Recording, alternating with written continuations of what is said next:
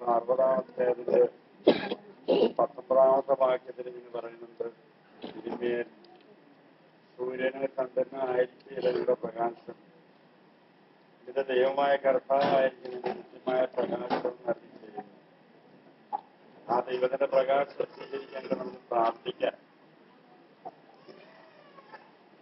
ദൈവമേ, അവിടുത്തെ തിരുത്തം പോലെ തന്നെ നയിക്കണമെന്ന് നമുക്ക് പ്രാർത്ഥിക്കാം.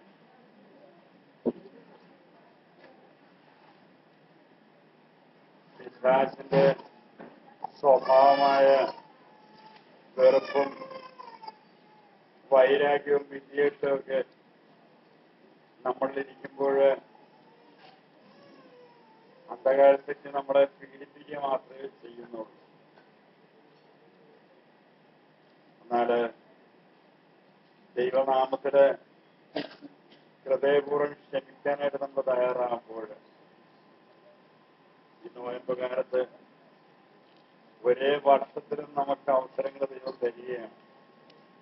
ഹൃദയപൂർവ്വം ക്ഷമിക്കാൻ, പരസ്പരം സംയോജിക്കാൻ, സ്നേഹിക്കാൻ ഉള്ള അവസരം ദൈവം നമുക്ക് തരികയാണ്.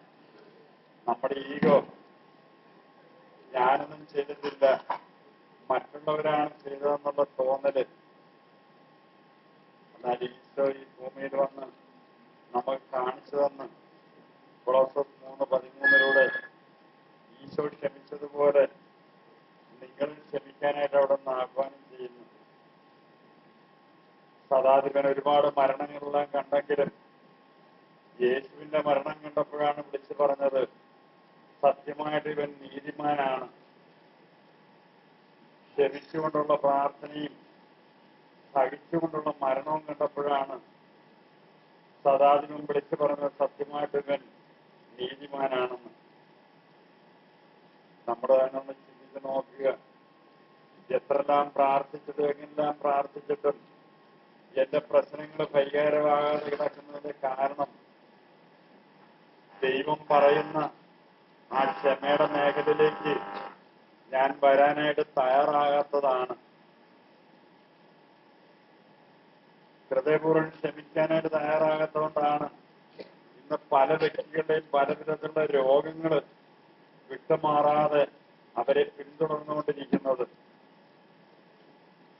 ഹൃദയപൂർവ്വം ക്ഷമിച്ചുകൊണ്ട് പ്രാർത്ഥിക്കാൻ തയ്യാറായി കഴിയുമ്പോൾ ഏതെല്ലാം മാറ്റങ്ങളാണ് നമ്മുടെ ജീവിതത്തിൽ ഉണ്ടാകുക. മനസ്സിന് സമാധാനം, വളരെയധികം ആശ്വാസം, ഉറക്കമില്ലായ്മ മാറുന്നു, വിശപ്പില്ലായ്മ മാറുന്നു, പല അസ്വസ്ഥതകളിൽ നിന്ന് നമുക്ക് മോചനം കിട്ടുന്നു, നിരന്തരമായുള്ള രോഗങ്ങളിൽ നിന്ന് നമുക്ക് മോചനമുണ്ടാകുന്നു. ഹൃദയത്തിലുണ്ടാകുന്ന വെറുപ്പ് ദൈവം കാണുന്നുണ്ടെന്ന് മനസ്സിലാക്കുക. യോഹന്നാൻ ലൂക്ക 16:15 പറയുന്നുണ്ട്, ദൈവം നിങ്ങളുടെ ഹൃദയങ്ങളെ കാണുന്നുണ്ടല്ലോ. ദൈവത്തിന്റെ ക്രോധം നമ്മുടെ മേൽ വന്ന് പെടാതിരിക്കാനായിട്ടാണ് ക്ഷമിക്കുകയും സ്നേഹിക്കുകയും ചെയ്യാനായിട്ട് പറയുന്നത്. യോബിന് പീഡനങ്ങള് ദൈവം അനുവദിച്ചുകൊണ്ടാണ് യോബ് പീഡനങ്ങളിലേക്ക് കടന്നു പോകേണ്ടതായിട്ട് വന്നത്. പീഡിപ്പിച്ച ദൈവമാണ് അല്ല, പിശാചാണ് പീഡിപ്പിക്കുന്നത്.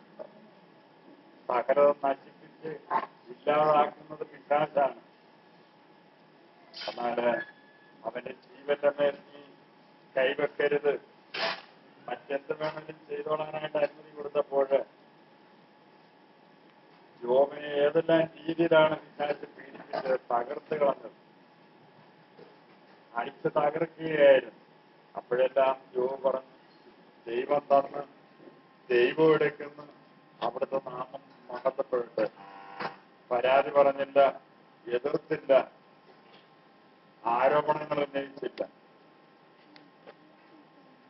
ക്ഷമിക്കാത്ത വ്യക്തിക്ക് ദൈവത്തിൽ നിന്ന് യാതൊന്നും ലഭിക്കുകയില്ല. നമുക്ക് ഹൃദയപൂർവ്വം ക്ഷമയുടെ മേഖലയിലേക്ക് നമുക്ക് കടന്നു വരാം. കർത്താവിനോട് നിരന്തരം പ്രാർത്ഥിക്കാം.